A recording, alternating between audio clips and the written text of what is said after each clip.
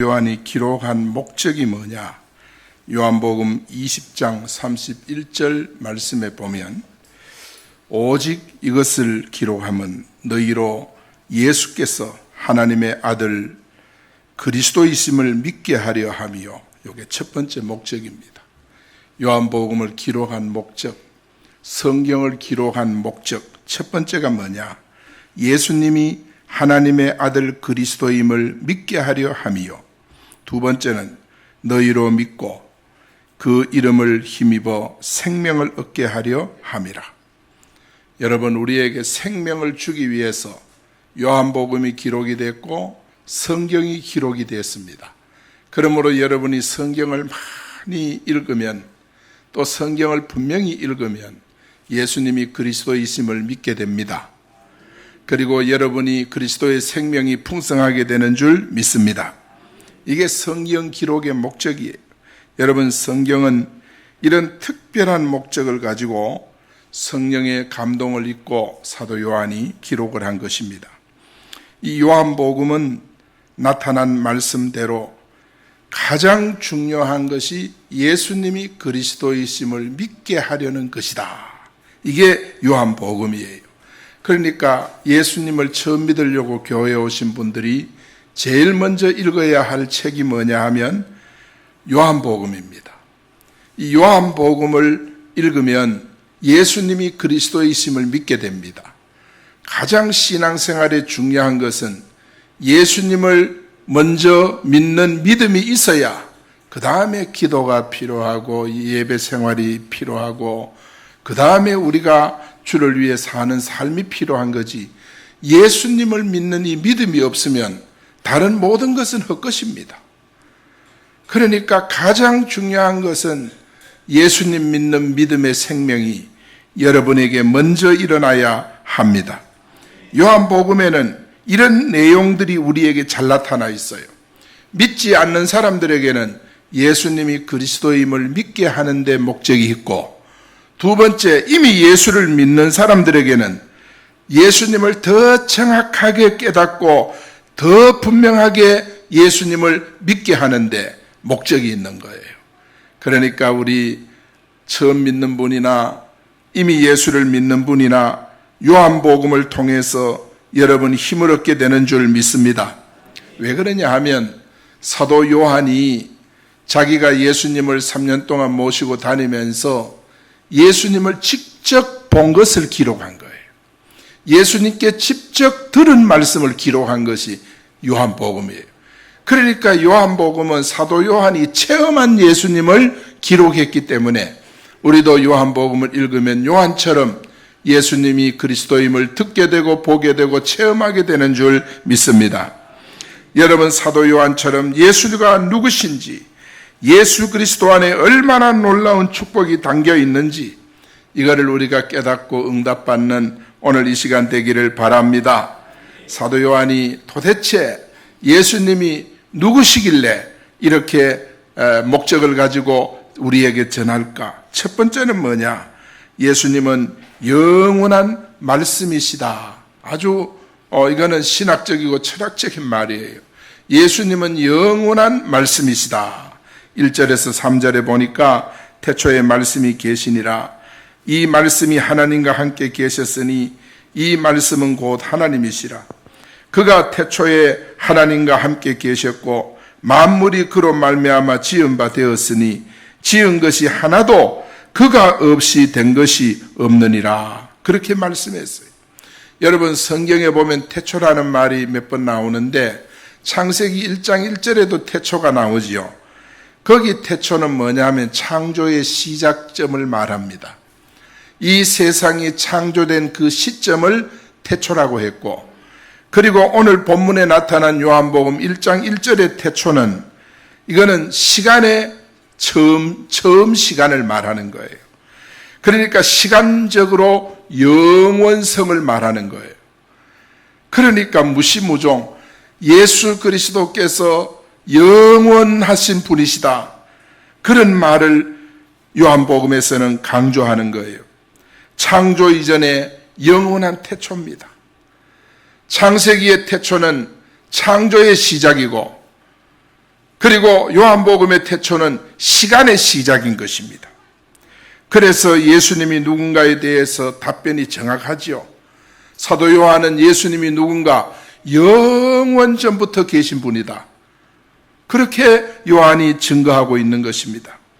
여러분, 우리가 오늘 태초에 말씀이 계시니라, 이 말씀을 빼고 대신해서 예수님을 엮고 1절에서 3절을 우리 같이 한번 읽어봅시다.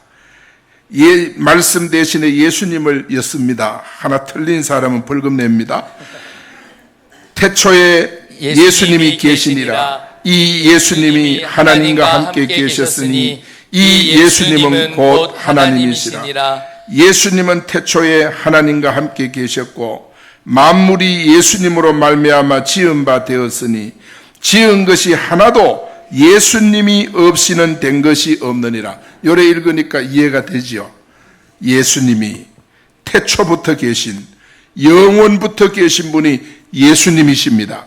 한마디로 하면 예수님의 영원성을 우리에게 말씀하고 있는 것입니다. 우리는 생각할 때 예수님은 2000년 전에 이 지구상에 나타난 분이다, 이렇게 사람들은 생각하는데 아닙니다. 예수님은 하나님이십니다. 그 하나님은 영원부터 계시는, 스스로 존재하시는 분이신 줄로 믿습니다. 그래서 창조의 능력을 가지신 참 하나님이십니다. 오늘 우리는 이 사실을 잘 기억해야 돼요. 그래서 예수님은 창조를 할 때도 주역이 셌어요. 창세기 1장 26절에 보면 우리가 우리의 형상대로, 우리의 모양대로, 우리가, 이 우리라는 말이 26절에 보면 3번이나 나와요. 이거는 뭐냐 하면 하나님이 우리라고 말을 했어. 그거는 바로 하나님, 삼위 하나님을 말씀한데 그 삼위 하나님에 예수님이 포함된 거예요.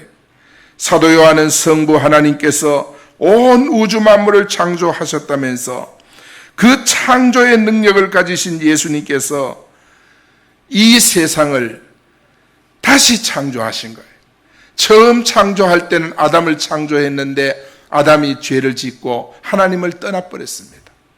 하나님을 떠난 아담은 지옥 갈 운명으로 영원히 에덴에서 쫓겨났는데 하나님께서 그런 아담으로는 천국에 들어갈 수가 없으니까, 에덴을 재창조할 수가 없으니까 하나님께서 타락된 아담의 후손을 새롭게 하기 위해서 길을 열어주셨는데 아담에게 뭡니까? 양을 잡아서 피를 흘리고 그 가죽으로 옷을 지어 입히는 그런 예식을, 믿음을 통해서 구원받을 수 있는 구원의 길을 열어주신 줄 믿습니다. 이거를 신학적으로 재창조라 그래요. 그래서 구약시대 사람들은 어린 양 희생하고 정말 다시 하나님의 백성으로 거듭나게 되는 거예요. 그런데 오늘날 또 마찬가지예요. 예수가 그리스도 되심을 믿고 구원받은 사람을 거듭난 사람이라 이렇게 말씀하는 거예요. 오늘 본문에는 창세기 1장 1절에 천지 창조에 비해서 여러분 실제적으로 보면 더 본질적인 하나님의 나라를 건설하는 재창조의 역사를 설명하는 거예요. 오늘 이 본문은 그런 의미에서 굉장히 크다고 말할 수가 있어요. 사랑하는 여러분, 성경 역사는 우리가 크게 나누면 3가지입니다. 첫째는 뭐냐면 창조입니다. 이 1장에서, 창세기 1장에서 창조 사역 이후에 두 번째는 뭐냐? 타락입니다. 창세기 3장에 이 사람이요 하나님의 말씀을 불순종하여 범죄하고 타락하지요. 그 결과 이 세상의 모든 인생이 하나님을 떠나게 되고 죄에 깊이 빠지고 그래서 사단의 종노릇하고 저주와 재앙 가운데 살다가 영원히 멸망할 길 지옥으로 들어가는 거예요. 이것이 바로 타락 이후에 사람에게 찾아온 불행인 것입니다. 이것이 이 세상에 태어난 모든 인생의 본질인 것입니다. 이런 인생을 구원하기 위해서 예수님께서 구원자로 이 땅에 오신 줄 믿습니다. 이런 더러운 저주받은 운명에서 벗어나는 것이 바로 구속이라고 말하는 거예요. 이것이 바로 뭐냐? 죄사함이라고 말하는 거예요. 여러분, 구원과 속죄의 길 대신 예수 그리스도를 우리가 바로 깨달을 때 그가 구원받았다. 이거를 깨닫게 해주는 것이 뭐냐? 요한복음이다. 물론 다른 책에도 나타나 있지만은 집중적으로 이 문제를 우리에게 말씀해 주고 있는 것입니다. 여러분, 예수 그리스도를 믿고 영접한 자는 누구든지 다시는 이 세상에서 멸망하지 않고 영생을 얻게 되는 줄 믿습니다. 이러한 재창조 사역을 하기 위해서 이 땅에 오신 분이 바로 예수님이세요. 여러분, 예수님 믿으면 첫째 창조 아담은 실패했지만은 예수를 믿고 거듭나서 새롭게 변화된 우리를 가리켜서 하나님께서 구원받은 자라, 천국 백성이라 이렇게 말하는 거예요. 우리는 본문을 통해서 우리가 분명히 붙잡을 말씀이 뭐냐? 그것은 예수 그리스도라는 말입니다. 항상 우리는 이 세상을 떠날 때도 뭐가 남아야 되느냐? 그리스도가 남아야 되는 줄 믿습니다. 우리는 인생을 내가 다 살았다고 생각을 할 때, 인생을 정리할 때 내게 남는 것은 그리스도만 남아야 돼요. 나를 힘들게 했던 사람이 남으면 안 돼요. 그거는 이미 회개를 통해 다 정리가 돼야 돼요. 나를 미워하고 못 살게 하던 그런 사람이 생각이 나면 안 돼요. 그건 이미 다 정리가 되어야 하는 줄 믿습니다.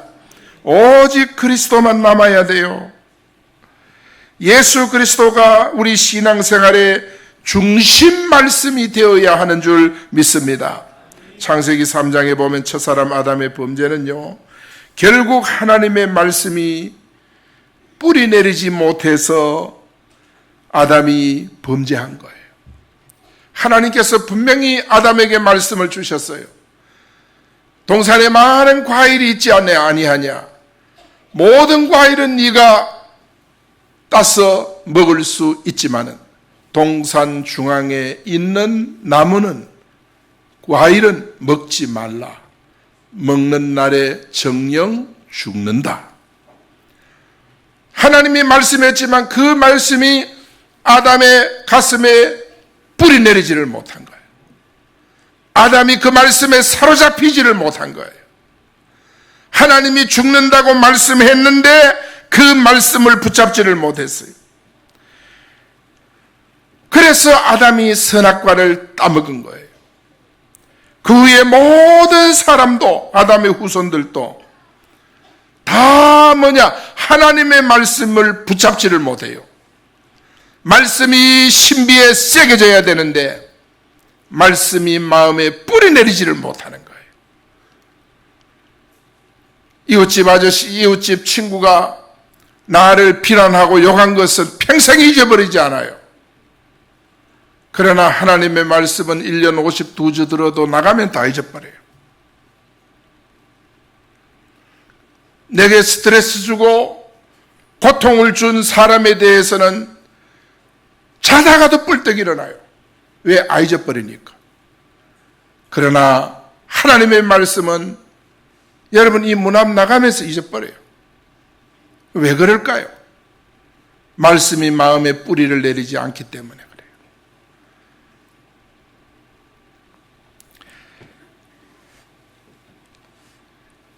여러분, 시편 90편 17절에 보니까 주 우리 하나님의 은총을 우리에게 내리게 하사 우리의 손이 행한 일을 우리에게 경고하게 하소서.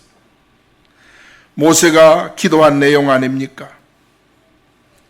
모세 기도의 근본 내용은 뭡니까? 하나님 앞에, 하나님 가나안 땅에 들어가게 해주세요. 이 기도를 모세가 지금 하고 있는 거예요. 가나안 땅에 들어가게 해달라고 기도합니다.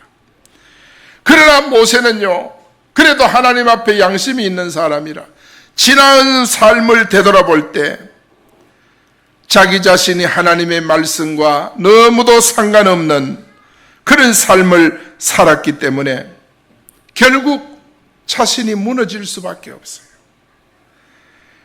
그래서 나는 가나안 땅에 들어가고 싶지만은 지나간 삶을 되돌아보니까 내가 가나안 땅에 들어보내달라는 그런 말을 감히 하나님 앞에 내가 드릴 수가 없습니다. 모세의 솔직한 양심의 소리입니다. 주리 하나님의 은총을 우리에게 내리게 하사 우리의 손이 행한 일을 우리에게 경고하게 하소서. 여러분, 우리의 손이 행한 일이 경고하게 하지 못한 것은 말씀과 내 삶이 분리가 되기 때문에, 말씀이 내 마음에 뿌리를 내리지 못하기 때문에, 그래서 우리는 말씀을 따르지를 못하고 말씀을 순종하지를 못하는 거예요. 말씀이 아닌 다른 것에 정말 한눈 팔아서는 결코 우리는 온전하게 될 수가 없구나. 그리고 우리는 내 힘으로는 말씀이 뿌리 내린다 해도 그 말씀을 온전히 이룰 수가 없구나. 이거를 우리는 항상 기억해야 돼요. 그래서 이 모세의 기도는 간절한 소원이 있지만은 하나님 앞에 자신의 부족함을 철저히 뉘우치는 그런 기도를 하나님 앞에 올리고 있는 것입니다. 여러분, 경찰 견디를 훈련시킬 때 훈련을 입소해서 훈련을 다 마치고 나서 수십 마리의 개를 한 줄로 딱 세워놓고 거기에 아주 맛있는 그야말로 고기 제비추리를 탁 던집니다. 그러면은 그 훈련받은 개가 떨어지는 고기가 던져질 때 떨어지기도 전에 달려가서 무는 개는 불합격. 그러나 끝까지 조련사를 쳐다보고 조련사를 보다가 또 고기를 보다가 조련사의 무슨 명령이 떨어지는가, 그거를 유심히 지켜보고 있는 그 개는 합격, 졸업을 하게 되는 거예요. 그래서 고기가 탁 떨어지면 고기부터 먼저 물러가는 놈은 똥개고, 조련사를 끝까지 쳐다보며 조련사의 명령을 기다리는 개는 명견인 것입니다. 오늘 우리가 정말 영적으로 말씀이 아닌 다른 것을 바라보면 우리는 분명히 사기당하고 무시당하고 불합격된 인생이 되는 줄 믿습니다. 어떤 상황 속에서도 영원한 말씀이신 예수 그리스도를 실제적으로 확실하게 붙잡고 흔들림이 없는 우리 믿음의 정말 축복이 여러분에게 이루어지기를 원합니다. 할렐루야. 그 다음에 여러분, 오늘 이 본문 두 번째는 뭐냐? 도대체 예수님은 누구시냐? 예수님은 생명의 빛이시다. 첫 번째는 뭐예요? 예수님은 영원한 말씀이시다. 말씀을 붙잡는 자가 사는 길은 바로 그 말씀을 마음에 깊이 뿌리 내려서 말씀과 함께 살아가는 거예요. 그러나 두 번째 또 주신 말씀은 뭐냐? 예수님은 생명의 빛이시다. 4절 5절에 보니까 그 안에 생명이 있었으니 이 생명은 사람들의 빛이라. 빛이 어두움에 빛이 돼 어두움이 깨닫지 못하더라 그랬습니다. 여러분, 우리 예수님은 참된 복이 되시는 줄 믿습니다. 여러분, 사도 요한은 우리가 믿는 예수 그리스도가 생명의 빛이라고 강조하고 있습니다. 그렇습니다. 예수 그리스도가 생명의 빛입니다.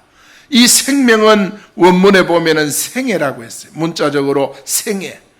그리고 예수 그리스도는 우리의 생애의 빛이 되시는 줄 믿습니다. 우리의 생애를 끝까지 책임지시고 비춰주시는 이가 그리스도이십니다. 원래 우리 사람은 이 세상의 많은 피조물 가운데 유일하게 하나님의 형상대로 지음받은 존재입니다. 하나님께서 흙으로 사람을 빚어 만들어 놓고 그 코에 생기를 불어넣어서 영혼을 가진 사람이 되게 만든 거예요. 그래서 처음 아담을 만들었을 때는 죽음이 없었어요. 거긴 죽음이 없어요. 그리고 아담은 영원성을 가지고 있었어요. 영원히 살 존재로 하나님께서 만들었던 거예요. 그런데 창세기 3장에 와서 첫사람 아담이 범죄합니다. 그 범죄한 후에 참된 생명에서 단절이 된 거예요. 여러분, 아기가 엄마 뱃속에서 탯줄로 엄마의 생명과 연결이 돼 있잖아요. 그 탯줄이 끊어지는 것은 아기가 죽는 거예요. 마찬가지로 오늘 우리가 정말 아담이 범죄 전에 아담은 하나님과 영적 탯줄이 연결이 돼 있어요. 그런데 선악과를 따먹음으로 말미암아 불순종함으로 말미암아 탯줄이 끊어져 버린 거예요.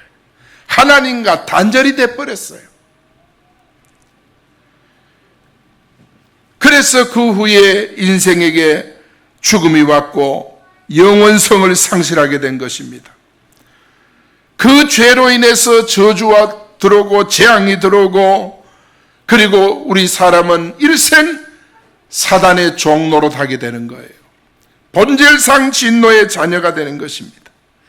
이런 끊어진 생명의 연결고리를 다시금 이렇게 연결시키기 위해서 생명의 빛이 오셨는데, 그 빛이 바로 예수 그리스도로신 줄로 믿습니다. 따라합니다. 예수님은 생명의 빛으로 오셨다. 그랬습니다. 예수님은 생명의 빛으로 이 땅에 오신 분이에요. 그런데 본문에 보니까 하나님을 떠난 사람은 영적으로 어두움과 흑암 세력에 사로잡혀서 빛이 왔으되 그 빛을 깨닫지 못하더라. 빛을 비춰주지만은 깨닫지 못하는 거예요. 생명의 빛을 비춰주지만은 많은 사람이 깨닫지를 못해요. 여러분, 생명의 빛을 비춰주는 사람이 누굽니까? 여러분이 예수 믿기 전에 여러분에게 찾아와서 그토록 울면서 엄마 예수 믿어야 돼 그러면서 복음을 전하시던 그 전도자가 생명의 빛을 비추는 자예요. 그 생명의 빛을 비출 때 사람들이 어두움에 있어서 하나님과 단절이 되어 있기 때문에 깨닫지 못하더라. 왜 교회 가자 그러는지 무슨 말인지 못 알아들어. 왜 예수를 믿어야 하는지 못 알아듣는, 왜 예수 믿는 사람이 주일날 성경책 들고 교회 가는지 도무지 이해가 안 되는 거예요. 왜냐하면 어두움에 있기 때문에 그래요. 예수 믿으란 말을 못 알아들어요. 교회 가자는 말도 못 알아들어요. 너무너무 불행한 거예요. 여러분, 이 말씀 속에는 두 가지 영적 의미가 있어요. 첫째는 뭐냐? 예수님이 생명의 빛으로 이 땅에 오셨음에도 불구하고 영적 눈이 어두워진 사람들이 그 빛을 깨닫지 못하는 거예요. 두 번째는 뭐냐? 생명의 빛으로 오신 예수님을 결코 어두움이 이길 수가 없는 거예요. 그래서 누구든지 생명의 빛으로 오신 예수 그리스도를 받기만 하면 어두움의 권세로부터, 지옥의 권세로부터 즉각 해방되는 줄 믿습니다.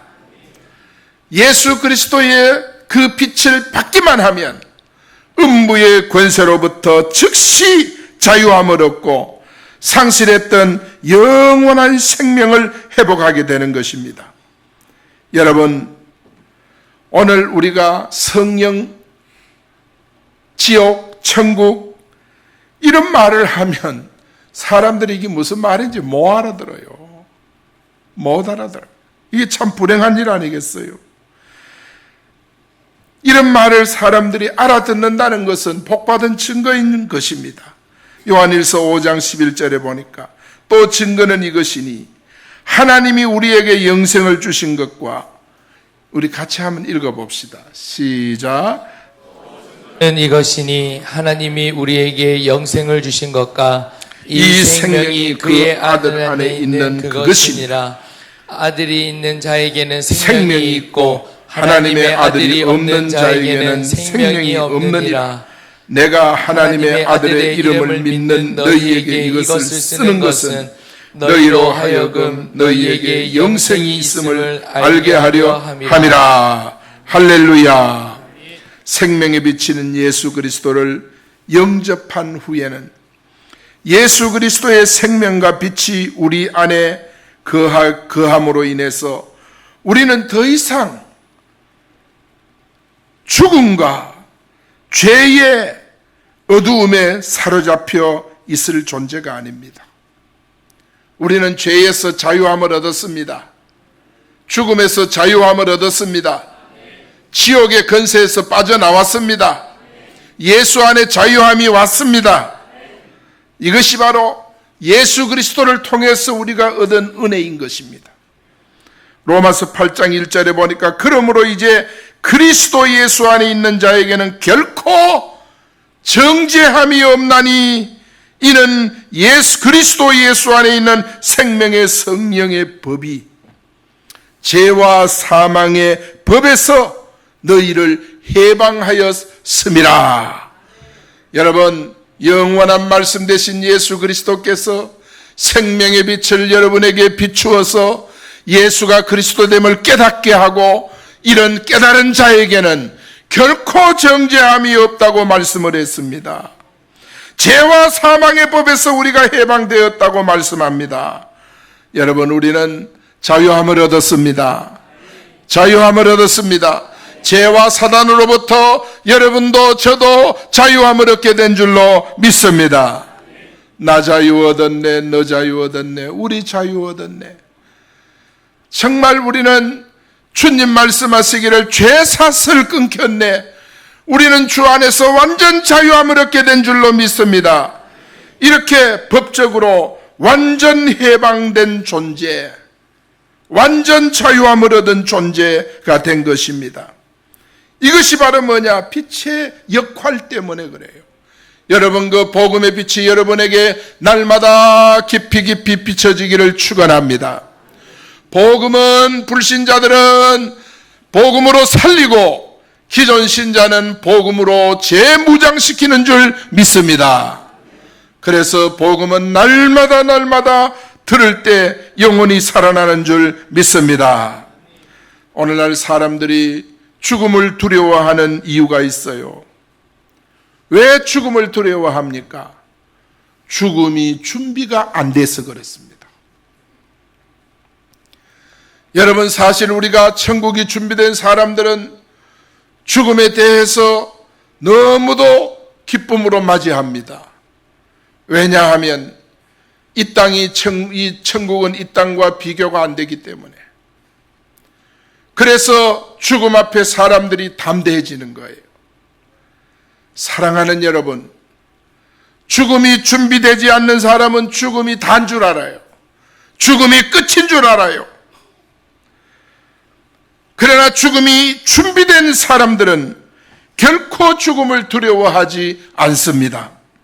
지금 죽어도 영생이 보장된 천국이 있기 때문이고, 믿는 자에게는 생물학적 죽음의 육체적 죽음이 영생을 여는 문에 불과한 거예요.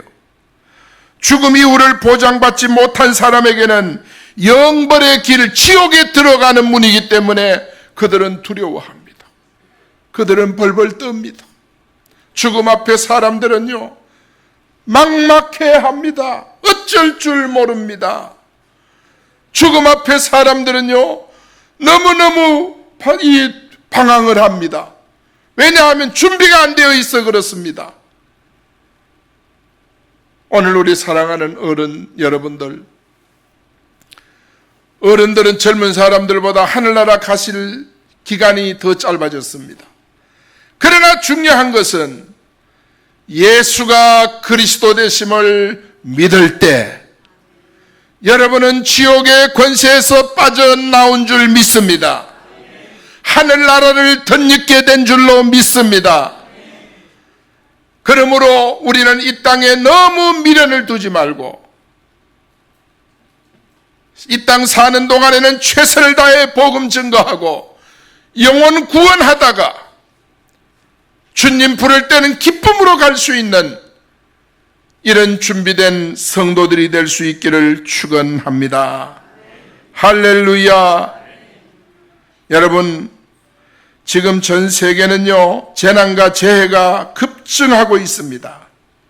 지난 10월 12일에서 13일 동안 일본의 강타한 태풍 하기비스는요, 얼마나 많은 이 인명피해를 냈어요. 이 태풍이 몰아쳤는데 여러분 집이 강가에 막 그대로 떨어지는 거 보셨죠? 사람들이, 일본은 재난이 있어도 웬만하면 사람이 잘 안 죽어요. 우리나라 4대강 하기 전에는요, 홍수만 나면 사람들이 떠내려가고 죽고 인명피해가 얼마나 많았습니다. 요사이는 우리나라는 태풍 와도 인명피해가 별로 없어요. 일본이 그랬거든요. 그런데 이번 하기비스가 얼마나 거센 태풍이었는지 72명의 인명피해를 냈어요. 무시무시한 거예요. 사랑하는 여러분, 이런 재난이 우리에게 안 온다는 법이 없어요. 우리가 사는 이 땅에 언제 이런 재난이 닥칠지 우리는 몰라요. 그러므로 우리는 언제라도 죽음을 준비한 천국 생명, 영생을 대비하는 믿음의 성도들이 되기를 예수 이름으로 축복합니다. 미리 준비한다는 말을 영어로 프레퍼족이라고 합니다. 미리 준비하는 사람들, 프레퍼족. 그런데 눈에 보이는 자연재해나 사건, 사고를 대비하는 준비를 하지만은 정말 오늘날 이 땅에 사는 사람들이 영적 재앙, 예수님의 재림, 영원한 멸망길에서 벗어나는 이런 일을 위해서 준비하는 사람이 많지 않습니다. 진짜 그렇습니다. 여러분, 우리는 기억해야 돼요. 내 육신도 재난과 재난으로부터 정말 보호받기 위해 미리 대비하고 준비하는 것도 중요하지만 신앙적으로 준비하는 것이 더 중요합니다. 믿습니까? 감사하게도 우리는 생명의 빛을 받은 자 아닙니까? 그렇기 때문에 영적 프레퍼족입니다. 자신의 위기 대응이나 정보보다가도 정말 우리는 영적 프레퍼족이 되어가지고 신앙 준비를 잘 해야 돼요. 여러분, 환난을 당해서 기도하는 것이 아니라 평소에 기도가 준비가 돼야 돼요. 환난 당해서 성경 읽기 시작하는 것이 아니라 지금부터 평소에 성경 읽는 것이 준비되어야 하는 줄 믿습니다. 그래서 우리는 이런 준비가 완벽하게 되어 있어야 돼요. 그래야 우리가 살 수가 있는 거예요. 예수님께서 이 땅에 생명의 빛으로 오신 그 놀라운 은혜를 감사하면서 생명의 빛을 확산시켜 나가는 오늘 이 시대에 정말 미래를, 영생을 준비하는 여러분이 되기를 축원합니다. 할렐루야. 히브리서 12장 2절에 보니까 믿음의 주여 또 온전케 하신 이는 예수를 바라보자. 주님을 늘 바라보고 달려갑시다. 히브리서 13장 8절에 보면 그리스도가 어제나 오늘이나 영원토록 동일하신 분이시니라 그랬습니다. 예수 그리스도는 사람처럼 초석으로 변하는 분이 아니에요. 예수님은 불변하신 분이에요. 예수님은 우리를 실망시키지 않습니다. 절대 그런 분이 아니에요. 이 예수 그리스도만 바라보게 되면 여러분 삶이 힘들어지지 않습니다. 절대 그렇습니다. 날로 날로 더욱 새롭게 생명력 넘치는 삶을 우리가 회복해 갈 수 있기를 축원합니다. 결론입니다. 도대체 예수님은 누구신가? 예수님은 영원한 말씀이십니다. 영원한 말씀이에요. 그 말씀을 붙드는 여러분 되기를 축원합니다. 두 번째는 예수님은 생명의 빛이십니다. 예수 그리스도만 바라보면, 예수 그리스도만 바라보고 행하면 어떤 일에도 우리는 실수함이 없이 주님의 인도를 받을 수 있게 되는 줄 믿습니다. 여러분의 삶에 하나님의 축복이 임하는 것은 바로 생명의 빛을 비추시는 말씀에 인도받는 삶이 될 줄 믿습니다. 이번 한 주간도 이 말씀 붙들고 영원한 말씀이신 예수 그리스도의 생명의 빛이 여러분의 인생을 비추어서 너무너무 여러분 가정의 어두운 것들이 다 물러가고 행복이 넘치는 그런 은혜가 있기를 축원합니다.